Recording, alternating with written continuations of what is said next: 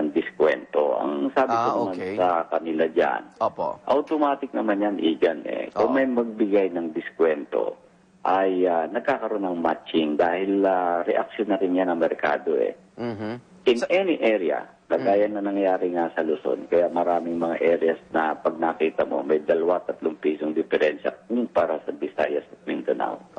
Dahil nga dyan sa ganyang competition. So pagka nanguna halimbawa ang isa sa amin, Petron o ang Eastern Petroleum, tsaka magkakaroon ng matching yan. Dahil kasi merkado na yun So, yun ang sinasabi natin. Wala nang freeze doon. Kumbaga, talagang ililip mo na, pero kusang doon na gagawin ng mga kumpanya yun, Igan. Kamusta yung inventaryo nyo?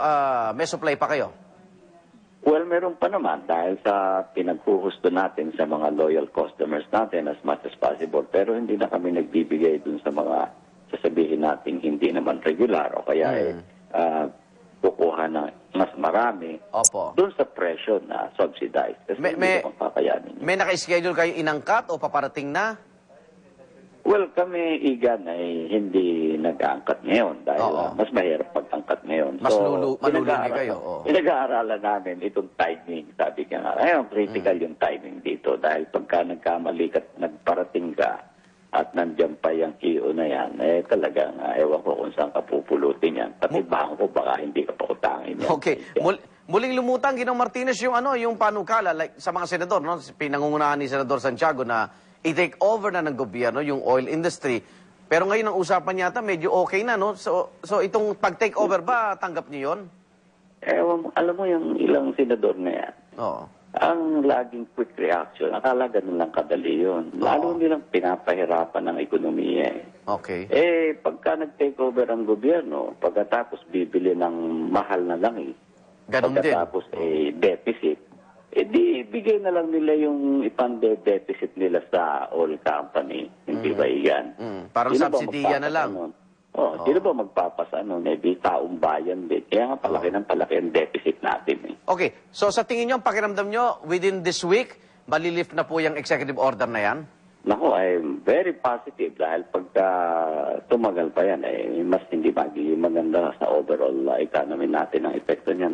At nakita naman nilang epekto, no?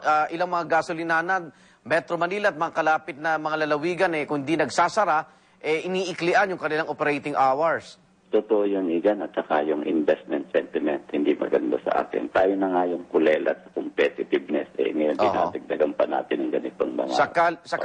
Sakaling malift, sabi ng total, 5 piso yung kanila pong ipapataw, pero pautay-utay, hindi biglaan. Sa panig nyo ba, tama yung projection na 5 pesos ang nawala na kinita nyo? Well, ganun talaga yung sinasakripisyo. Pero sinabi din nila, siguro maximum 2 piso lang. 2 piso muna? Ganyan ang nakakita namin. Dahil hindi naman kaya talaga nabiglain. Nabiglain yun. Ginong Martinez, salamat uli sa oras. Good morning po sa inyo. Maraming salamat, Igan. Ginong Fernando Martinez po, Chairman Independent Philippine Petroleum Companies Association. National Price Coordinating Council magpupulo ngayong araw para pag-usapan ang posibleng pag-alis sa price ceiling sa mga bilihin. Ayon kay DTI Assistant Secretary Angel Pelayo, pangunahing tatalakayin sa kanilang meeting ang pagbawi ng price control sa mga lugar na hindi na apektado ng kalamidad.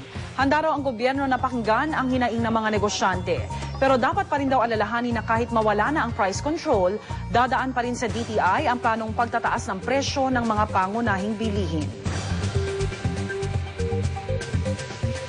Kung malilift kunwari ang price freeze, for example, in Metro Manila, ang tendency na retailers, magbibenta sila outside kasi mas malaki po yung kita nila, mawawala ng supply sa isang lugar. So mga ganito pong mga bagay ang kailangan natin i-considera kapag ililift natin yung price freeze niyan.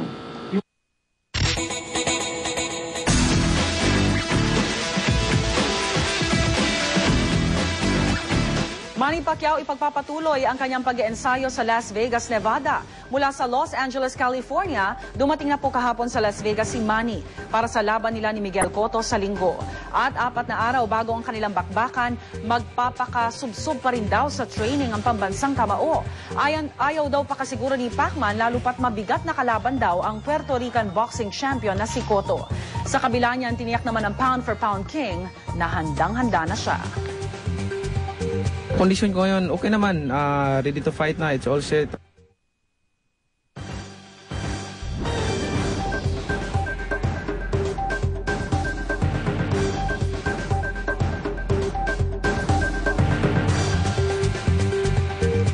Samantala, Vice Presidential bet ng lakas kampi CMD, inaasahang malalaman na sa Execom meeting ng partido ngayong araw. Narito ang report.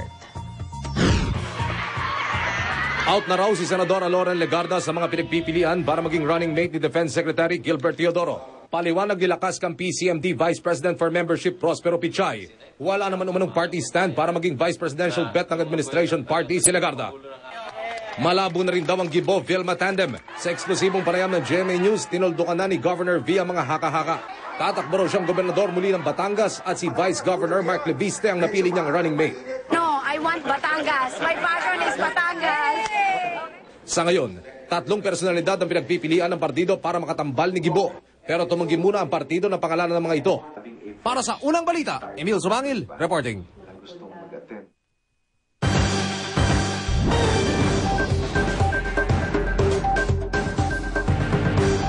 Tatlong inihinalang miyembro ng Budol-Budol Gang arestado sa entrapment operation sa San Juan. Ang report mula kay Tricia Zafra. Huli sa entrapment ang 3 sospek na ito na miyembro umano ng sindikatong Budol-Budol. Ang modus, magbenta ng kahon-kahong pearl enhancers o pampalaki ng perlas sa halagang 20,000 piso isang kahon. Pero imbis na pearl enhancers, expired na liver spread at asin ang nasa loob. Muntik nang matangayan ng 5 milyong piso ang biktimang si Aileen Dizon. Siya na ang nag-organisa ng entrapment sa mismong bahay niya sa Green Hills, San Juan. Ayon sa kanya, nitong buwan lang may isang Japanese national ang kumausap sa kanyang 87 anyos na ina para bilhin ang kanilang bahay sa Laguna. Kasabay nito, naghanap din daw ang dayuhan sa ina ni Dizon kung may kilala itong nagbebenta ng pearl enhancers. Ilang araw lang daw ang nakalipas, lumapit ang 3 nahuling sospek sa ina ni Dizon na naghahanap rin ng pwedeng bilhing property. Nagkataon namang nagbebenta ang grupo ng pearl enhancers at nagtanong sa biktima kung may kakilala itong pwedeng pagbentahan. Older people are easily convinced. Trusting ang older people Especially, you'd see, the earnings are very easy. It's like you're gonna earn like 4,000 per box. Nitong Martes ng umaga, ipinadeliver ni Dizon sa kanilang bahay ang mga produkto para dito gawin ang transaksyon. Bago ito, alam na niya ang modus ng grupo at nakalatag na ang entrapment. I was very fortunate to bump into the first victim at the bank. 2 pang biktima ang lumitaw. Naka-10 milyong piso na ang grupo mula sa naunang 2 biktima. Ayon sa isa sa mga sospek, hindi niya alam na liver spread pala ang laman ng kanilang paninda. Nagtinda po kami ng mga imported goods. Siyempre, na-order. Kahit anong imported goods naman ay binibili namin po. Panawagan ng pulisya sa publiko. So we are appealing to the victims na sana makipag-cooperate sila at mag-file sila ng kaso. Para sa unang balita, Tricia Zafra reporting.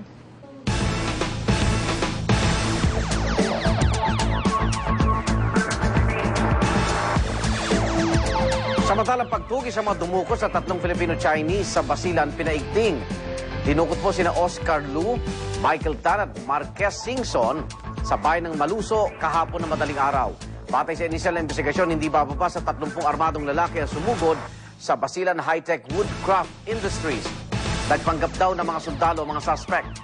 Na-recover ng mga otoridad ng isang granada na pinanumala ang pag-aari ng mga suspect.